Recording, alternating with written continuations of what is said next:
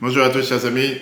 Joyeux Chanukah, nous sommes aujourd'hui le dernier jour de Chanukah. On continue les lois de Tfilin, deuxième chapitre.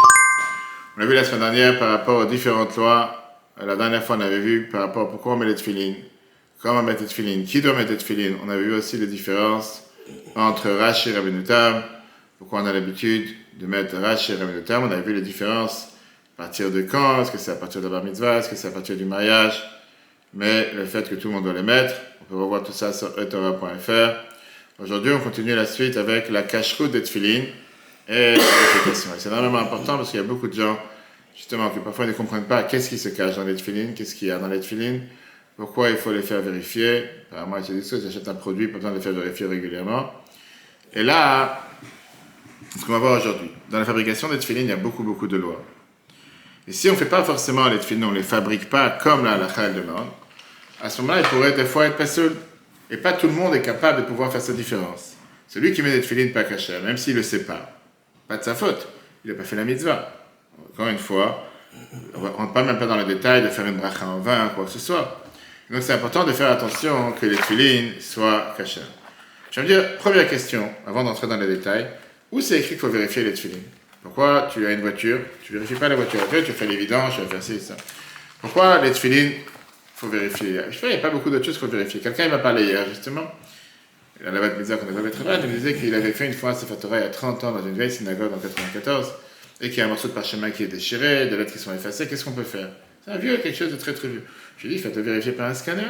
Très simple. Aujourd'hui, il faut l'envoyer à une institut qui lui met le Sefer Torah en scanner. En général, ça prend 1 ou 2 semaines. Tout dépend du temps qu'ils ont. Ça coûte un certain prix, bien sûr, et il faut le faire. Et il y a des anciens Sefer Torah qu'on fait réparer. Mais c'est dommage qu'ils aient entendu 30 ans sans jamais vérifier ni quoi que ce soit. C'est pas quelque chose qui est fait, c'est pas de la brique, c'est pas de la pierre qui dure à vie. Alors regardons le texte. D'abord la Mechilta. Ça c'est pas dans le texte. La Mechilta te dit dans la paracha de Veshamarta tachuka azot le moadam yamim yamima. De là on apprend Magid she'adam tzarich livdok et atfilin achat lishnem asar chodesh. C'est la Mechilta te dit. De là on apprend qu'il faut vérifier tous les ans. C'est point 1. On va tout de suite voir les détails. Viens Tosfot. Tosfot te dit que la Mechilta, elle se fie à quoi? Au verset qui te parle de Chukat Tfilin, qui veut dire, pas comme nous on pense comme les Tanaïm, qui pensent que le verset passe à Chukat à Pesach. Et donc en 2 mots, Tosfot il n'est pas d'accord avec la Mechilta de dire qu'il faut vérifier les Tfilin tous les ans. Non, c'est 2 choses différentes. La Gemara ne parle pas de vérification des Tfilin. Par rapport à la Mezuzah, c'est écrit dans la Gemara Yoma, page 11b, qu'il faut la vérifier 2 fois tous les 7 ans. En 2 mots, 1 fois tous les 3 ans et demi. Mais il y a une énorme différence entre la mezuzah et les tefilin. Le Rosh, il écrit. Pourquoi on vérifie la mezuzah? Pour vérifier d'abord, est-ce qu'elle n'a pas été écrite comme la halakha depuis le départ? Ça, tu n'as pas besoin, tu l'as vérifié quand tu l'as acheté. Pourquoi alors tu dois faire vérifier la mezuzah? Imitkal kela memeshach hazman. Si elle s'est abîmée avec le temps. Pourquoi cette crainte est plus courante dans les mezuzot que dans les tefilin? Parce qu'il y a l'humidité dans les murs. Parce qu'on est en général se jeter à la pluie, à l'humidité ou la chaleur. Et ça, c'est quelque chose qu'en général, on trouve plus dans les mezuzot qu'on ne trouve pas dans les tefilin. Les tefilin, en général, ils sont protégés dans un endroit à l'ombre et un endroit sec. Et donc, originalement, on n'aurait pas besoin de vérifier les tefilin. Sauf que tu as beaucoup de maisons aujourd'hui où le seul endroit où ils trouvent à mettre les tefilin, c'est sur les chauffages. C'est des gens, tu leur demandes, mais pourquoi tu mets ça à la chauffe? Parce que ça coule l'eau. Viens le Beth Yosef. Il amène de Shimush Rabba, qui est un livre qui a été fait sur la loi des tefilin à la période des Gaonim, qui te dit qu'il faut vérifier les tefilin tous les 3 ans et demi comme la mezuzah. Ça, c'est déjà le Beth Yosef, il y a plus de 500 ans. La halakha, c'est écrit. Si tu demandes est-ce qu'il faut vérifier, il n'y a pas besoin. Mais, la Roch HaShulchan, il te dit, ça c'est minadin, après la règle. Mais bismaneinu, aujourd'hui, dans notre temps, donc on parle maintenant d'il y a 200-300 ans, on sait que l'encre qu'on a chez nous, avec les années, elle saute du parchemin. Ça se sépare du parchemin.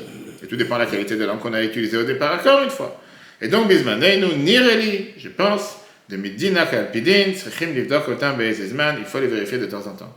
Vechen yesh linog, et c'est comme ça qu'on a l'habitude de faire. Encore une fois, tu ne sais pas quelle est la qualité de tes tefilin au départ, quelle est la qualité de l'encre, la qualité du parchemin, et en sachant que beaucoup de gens ont des tefilin anciens qui ne sont pas forcément la meilleure gamme.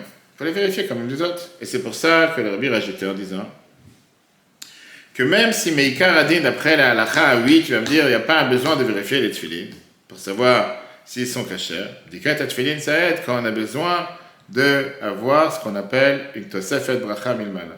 Qu'on a besoin d'avoir une bénédiction particulière d'en haut, comme qu'on appelle ça, un problème de santé, travail, grossesse et quoi que ce soit. Donc, la Bible dit que ce serait bien de les vérifier au moins une fois par an. En général, énormément de fois, le Rabbi avait l'habitude de montrer aux gens qui lui demandaient une bracha d'un travail, pour le travail ou pour un conseil, de vérifier la cacheroute des tefilin et des mezuzot. En règle générale, à chaque fois qu'on fait vérifier, il y a quelque chose à réparer. En règle générale, c'est toujours l'encre éclaircie, de l'autre qui se touche, ça arrive. Même si c'est des choses qui n'auraient pas rendu pas valable les tefilin et les mezuzot. Surtout, comme on sait que c'est des choses qu'on utilise pour shmira et agana, pour protection, automatiquement, pourquoi pas vérifier? C'est comme l'alarme, il faut juste s'assurer que l'alarme fonctionne. Et d'ailleurs, on voit ça tous les matins quand je passe devant une caserne des pompiers. Tous les matins, tu vois, qu'ils lèvent les échelles. Des fois, je me dis, ils s'ennuient, ils n'ont rien d'autre à faire. Mais pourquoi ils font ça tous les matins? C'est le rituel que si jamais un jour ils en ont besoin, ça se peut qu'ils n'en ont pas besoin pendant 6 mois. Mais si tu ne l'ouvres pas pendant 6 mois, ça se peut que le jour où tu en as besoin, elle ne sort pas. Donc tous les matins, elle sort. La même chose ici, on n'a pas dit qu'il faut vérifier tous les jours. Mais une fois par an, avant Rosh Hashanah, en général, c'est ce qu'on fait. Au moins, soit tous les 2 ans, 3 ans. Ça, c'est numéro 1. Maintenant, une des choses qui peuvent rendre pasoul les tefilin, on pourra les détecter et les dévoiler même une fois que tu as fini les tefilin. Par exemple, comment a été écrit l'écriture, perfection des lettres et la forme des boîtiers. Ça, c'est des choses que tu pourras le savoir une fois que ça a été fait. Ça, on peut le vérifier chez un bodek, chez un magui, un mousmar, quelqu'un qui est un professionnel et qui est un diplômé pour pouvoir vérifier et corriger, ou bien dans un institut de tefilin et mezuzot qui sont reconnus. Mais tu as énormément de psulim que tu ne pourras jamais détecter. Tu ne pourras pas détecter même une fois que les tefilin sont faites. Et on a beaucoup d'histoires sur ça. Par exemple, est-ce que le sofer qui les a écrits, c'était quelqu'un qui était craignant Dieu et qui fait les mitzvot? Tu peux pas savoir. Ça se fait que ça a été écrit par un non-juif, quelqu'un qui les a écrits parce qu'il s'ennuyait et qui les a vendus à un juif qui voulait faire de l'argent. Et tu ne sais pas qui les a écrits. Si tu ne les prends pas dans l'endroit avec une traçabilité. Deuxièmement, est-ce que les parachiotes ont été écrits en ordre ou en désordre? D'après la halakha, si c'est écrit en désordre, c'est pas kasher. Troisièmement, est-ce que les tefilin ont été faites pour une mitzvah? Si c'est des peaux de vache ou des peaux d'animal que tu as utilisés pour faire des manteaux en Chine, je ne sais pas où, et qu'après ils en avaient trop parce qu'ils ont fermé l'usine, et ils te disent maintenant on va les donner pour faire des tefilin, tu ne peux pas les utiliser pour faire des tefilin. Et il y a tellement d'autres choses qui sont mentionnées dans le Shulchan Aruch, dans la halachot, Siman 32, Seif 9, 17, 19, 23, 37, ainsi que le Siman 39. C'est pour ça qu'il faut avoir affaire avec des professionnels.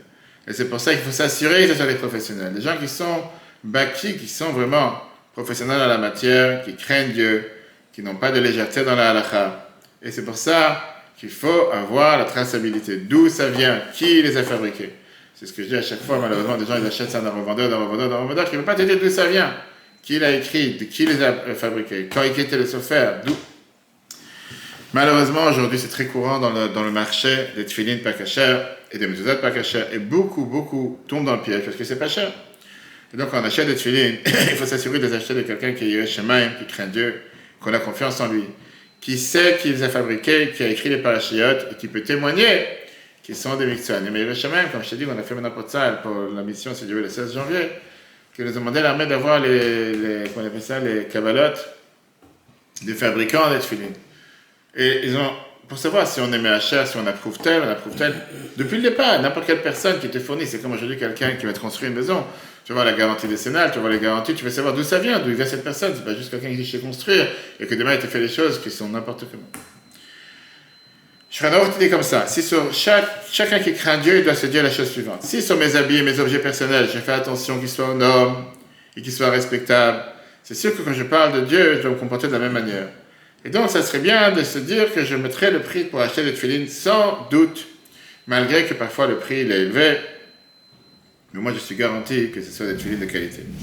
C'est important pour chacun d'être méadère, d'être scrupuleux dans tout ce qui est la mitzvah des tefilin, de mettre des tefilin, ce qu'on appelle meoudarot avec un ido, de qualité, belle, parce qu'on a un devoir de faire les mitzvot avec beauté, pas faire les mitzvot juste pour les faire. C'est pour ça qu'aujourd'hui, dans les tefilin qu'on a à Betrabat Senemar, on a en général AA+, 2 Aleph+, ou bien A, ou simple, standard, si quelqu'un veut du standard. En général, c'est toujours du AA+, comme ça on est tranquille. Il y a un débat halachique très intéressant. Tu as donné les tefilin à vérifier. Et dans la vérification, on a trouvé que les tefilin n'ont jamais été cachés depuis le départ. C'est pas arrivé. il manque un mot. Le mot n'a pas disparu un jour, il n'a jamais été écrit. Ou bien il y a 2 mots qui ont été écrits, que ce n'est pas les mots qui sont adoptés. Ou bien il manque une lettre, est-ce que tu dois faire tchouva dessus ou pas?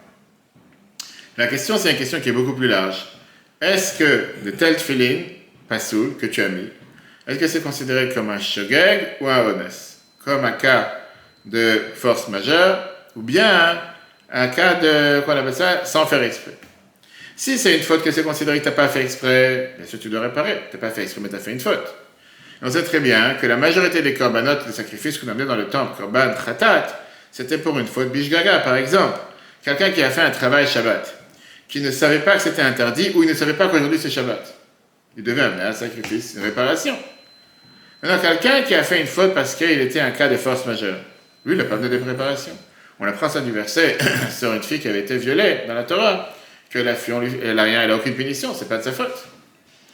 Quelle est la différence entre un cas de force majeure, un honest, ou un cas de pas sans faire exprès? Viens, Rambam étudier la chose suivante. Quand tu n'as pas fait exprès, tu aurais dû faire attention.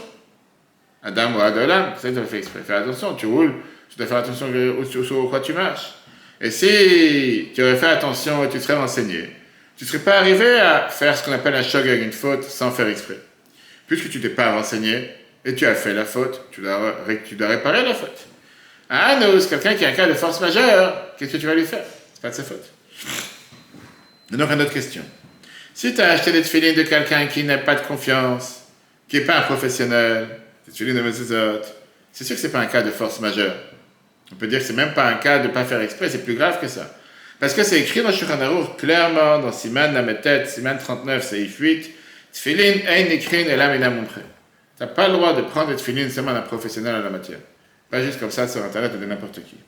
Et même si tu as appris des tfilin de quelqu'un de croyant, ou tu as transmis les parachiotes à quelqu'un qui, comment on appelle ça, qui corrige, qui est professionnel, on peut dire que ce n'est pas un cas de force majeure, mais un cas que tu n'as pas fait exprès. Parce que si tu aurais vraiment vérifié, c'est pour ça qu'aujourd'hui on fait vérifier 2 fois par ordinateur et 1 fois par un software. Tu aurais donné en général à 2 personnes différentes. L'erreur aurait pu être dévoilée, tu n'aurais pas mis, comme on appelle ça, pendant des années, des tefillin, sont non cachés. Et la question qui se pose, comment ça se fait que tu as attendu des années pour les vérifier aussi? Tu peux même dire 3 ans, 5 ans plus tard. Quoi, monsieur le rabbin, ça fait depuis 5 ans que je n'ai pas mis des tefillin. Qu'est-ce que je te fais? Pourquoi tu n'as pas donné à vérifier? Et c'est pour ça qu'on a l'habitude aujourd'hui que même quand on achète des tefillin neufs, plein de fois, l'Arbi demandait quand les gens des tefillin neufs, qu'on les fasse vérifier d'abord. Parce que des fois, tu as même des tefillin neufs, que ça se peut que quand ils les ont fermés, c'est pas le sophère qui les ferme, c'est quelqu'un d'autre. Parfois, il n'a pas mis les parachiotes en ordre, parfois, il n'a pas mis les bonnes parachiotes, etc., etc. Il y a plusieurs coutumes dans la forme des boîtiers, dans l'écriture et la forme de l'écriture des parachiotes. Chacun doit faire attention de prendre ça en fonction des coutumes qui suivent sa communauté. Mais tu ne peux pas avoir, comme on a dit, dans les pneus, tu ne peux pas avoir un pneu d'hiver, un pneu d'été ou un pneu neige. Tu peux avoir des pneus de différentes tailles, de différentes qualités. En général, on te dit c'est bien d'avoir les mêmes pneus. Pareil, tu ne peux pas avoir un boîtier tel pour la tête, un boîtier tel pour la main. C'est des paires en général, ça va ensemble. Il faut faire attention que les boîtiers et les lanières soient entières. Qu'est-ce que ça veut dire? Que les coins des boîtiers ne sont pas abîmés. Pour que le coin de la main ne soit pas abîmé, parce que des fois, ça frotte la manche, la veste, la chemise ou quoi que ce soit. On a l'habitude d'avoir la protection qu'on met sur le boîtier de la main. Si maintenant les tefillin ou les lanières se sont abîmés, même un peu, il faudrait demander à un raf qui tranche, savoir si c'est caché ou pas. Bien sûr qu'en attendant, tu peux continuer à mettre les tefillin. Plein de fois arrive que les gens aient pris avec grande ferveur et cognent le boîtier de la tête sur un mur ou sur une armoire ou quoi que ce soit, sans pas faire attention. Et là, tu as ce qu'on appelle une petite dent qui a été faite sur le coin du boîtier. Est-ce que ça, c'est considéré comme un manque dans le carré? Et on sait que c'est à la Khan, le Moshe Messinaï, la loi de Moshe Messinaï, qu'on doit avoir des tefillin carrés et pas rondes. Est-ce que ça les rend pas ou pas? Viens les acharonim, les décisionnaires, les derniers décisionnaires comme le Biur Halacha, etc., ils te disent qu'on apprend ça des lois du Mizbeach, de l'autel qu'il y avait dans le temple. Que le Mizbeach, il devait aussi être raboua, il devait être aussi carré. Comme ça, c'est écrit dans le verset, dans Trouma, chapitre 27, verset 1. La Mishnah de Masechet Sukkah te dit qu'il y avait un tzduki, un Kohen qui ne croit pas dans la Torah orale, c'est dans la Torah écrit, qui avait versé l'eau sur ses pieds, et tout le monde avait lapidé avec ses etrogim à l'époque. La Gemara te dit que ce jour-là, le coin du Mizbeach a été abîmé, et automatiquement, on ne pouvait plus l'utiliser pour faire les sacrifices. Vient Tosfot et te dit que le fait que le coin, l'angle, a été abîmé, ça a fait en sorte que le Mizbeach n'était plus carré, et puisqu'il est plus carré, on ne peut plus l'utiliser pour faire les sacrifices dessus. Vient la Braïta dans ma Sechet Chulin, traité Chulin de la Gemara, elle te dit Kama Pkimat Mizbeach, qu'est-ce que c'est considéré que le Mizbeach, l'autel, elle est considérée abîmée? Comme aujourd'hui dans la voiture, si tu as eu quelqu'un qui était entré dedans, qu'est-ce que c'est considéré que c'est abîmé ou pas? Viens Rabbi Shimon Bar Yochai, il te dit Tefach, il faut que ce soit abîmé 80 cm. Viens Rabbi Elazar ben Yaakov, il te dit Kazait, 27 grammes. De là, on apprend que si tu as juste une dent ou quelque chose, c'est-à-dire un petit coup, ça n'enlève pas du carré. Et dans la halakha, on apprend comme Rabbi Shimon Bar Yochai.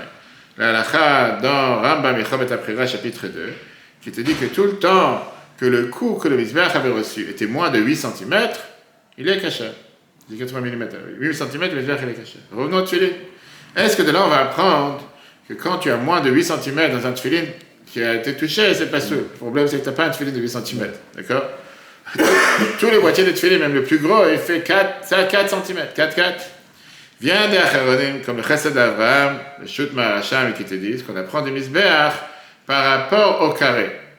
Je te dis, les niveaux du Mizbeach, les tailles du Mizbeach étaient quoi? 23 coudées sur 23 coudées.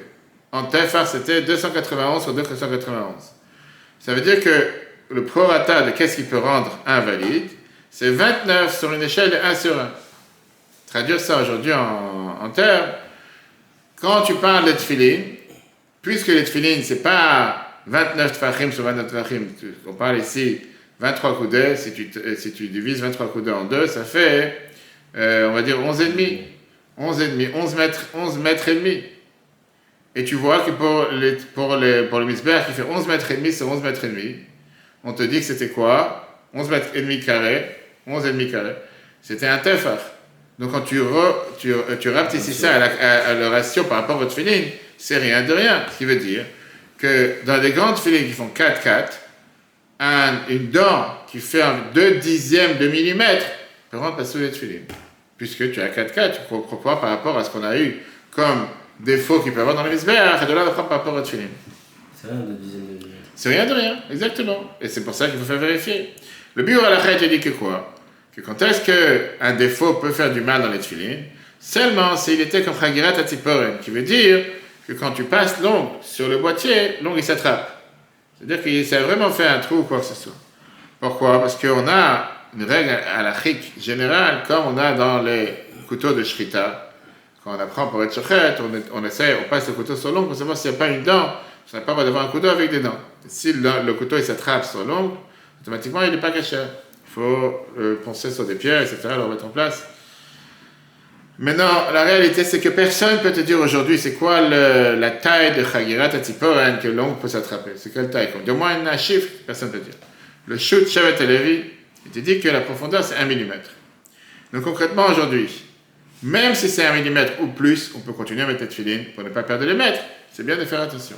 Après, l'avantage qu'on a aujourd'hui dans les tefilin, ce qu'on appelle dans les gassotes, les tefilin épaisses, qui sont de bonne qualité, c'est qu'on a de la marge. Et c'est pour ça qu'aujourd'hui on appelle ce qu'on a aujourd'hui un moyen de pouvoir remettre les boîtiers dans un moule, qu'on fait avec ça, on reformate les boîtiers, shiput savatim. Ça prend 48 heures, et si vraiment il y a eu un coup dur qui a esquinté les boîtiers, on peut les reformater. Ça, c'est quelque chose que tu peux faire dans des boîtiers épais, de haute qualité. Les boîtiers qui sont des Dakot ou des Pshutim, on ne peut pas faire une chose pareille. C'est pour ça que quand quelqu'un a des gassotes, il est tout gagné. Il n'a pas besoin que dès qu'il a reçu un coup, que Dieu les en présence, c'est tombé par terre sur du marbre ou de la pierre, et ça a cassé un coin, ça j'ai déjà vu plusieurs fois. On peut essayer de reformater, tout dépend de ce qui s'est cassé, ce qui est tombé. Si la couleur de la lanière, elle est devenue plus claire, ou bien la couleur, elle s'est décollée, elle est partie, il faut repeindre les lanières. Et surtout, parfois, tu as des lanières qui sont en général toujours dans le boîtier ou autour des cheveux avec l'eau ou avec la transpiration, quoi que ce soit. Pareil dans le boîtier de la main. Tu peux très bien utiliser aujourd'hui comment on appelle ça, de la peinture pour peindre la lanière toi-même. On pourrait éventuellement utiliser n'importe quelle peinture, mais il faut faire attention que ce n'est pas une peinture qui est faite à base de produits qui viennent d'animaux non cachers. Alors aujourd'hui, tu as dans tous les magasins qui vendent des tuiles, etc., comme des feutres ou comme des Tipex ou des pinceaux pour rendre noir, encore une fois. Et avant ça, avant de peindre des tuiles, il faudrait dire les schèmes de chaque tuile. Nous pensons qu'on fait ça pour les tuiles. Mais Karadin, si on parle de la vérification, on n'a pas besoin de vérifier, comme on l'a dit tout à l'heure, de vérifier les tuiles pour savoir qu'ils sont cachés. Ça veut dire, si quand tu les as achetés, ils étaient cachés depuis le départ, c'est Yudalef. Si depuis le départ, quand tu les as achetés, ils étaient cachés, À ce moment-là, tu n'as pas besoin de les vérifier ou tu les as fait vérifier, ils sont cachés. Mais il y a des situations qui nous obligent à vérifier les tefilines. Parce que tu ne peux pas savoir s'ils étaient cachés ou ils sont restés cachés. Par exemple, ils ont pris de l'eau. Ils sont restés dans la voiture et ils sont chauffés au soleil. Et ça, c'est des situations typiques qui rendent les tefilines non cachés, qu'on veuille ou pas. Et c'est ce qui se passe malheureusement dans beaucoup de gens qui vont en vacances, comme je dis à chaque fois à Deauville ou ailleurs, surtout les dernières années, où en été, il fait dehors 30 degrés. Dans la voiture, il fait 40 ou plus. Des fois, j'ai vu la voiture, le compteur fait 45, comme cette année, plusieurs fois. Et tu as laissé les tefilines à l'intérieur pendant toute une après-midi. C'est dur de dire qu'il n'y a pas quelque chose qui s'est passé. L'eau, je ne dis pas l'eau, l'encre qui peut couler, qui peut sécher, le parchemin qui peut craquer, dans les pays plus chauds. Pour votre raison, il faut faire attention, c'est tout. Alors, les tefilines que tu mets de temps en temps, comme les tefilines que ça existe à la synagogue, pour prêter aux gens qui n'ont pas de tefilines ou quoi que ce soit, ou des tefilines que tu n'as pas mis pendant longtemps, on a le devoir de les vérifier au moins une fois tous les 3 ans et demi, de peur qu'ils ont moisi, de peur qu'ils sont devenus passoul et qu'ils sont plus cachés. Ça s'écrit dans Shulchan Aruch, Seif 11. De toutes les façons, même s'il n'y a pas d'obligation, comme l'a dit tout à l'heure, c'est bien de les vérifier de temps en temps, parce qu'ils peuvent s'abîmer avec la transpiration et beaucoup d'autres choses.